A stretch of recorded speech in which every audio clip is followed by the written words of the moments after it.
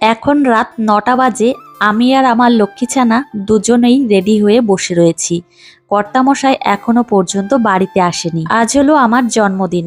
প্রথমে ভেবেছিলাম খুব সুন্দর একটা শাড়ি পরবো, কিন্তু সেটা আর হয়নি। বাইরে এত পরিমাণে বৃষ্টি হচ্ছে, তার জন্যই শাড়িটা পরতে পারলাম না। যাই হোক, কি আর করা যাবে। তারপর এই টু পিসটাই পরে নিলাম, আর এখন আমরা তিনজনে মিলে বেরিয়ে পড়েছি। বাড়ি থেকে বেরোতে বেরোতে অনেকটাই রাত হয়ে গেছে। বাজারটা প্রায় বন্ধই হয়ে এসেছে, আর এখন আমরা চলে এসেছি রেস্টুরেন্টে। বাড়ি থেকে কোথাও ঘুরতে বেরোলে সবারই মনে হয় খুব ভালো লাগে।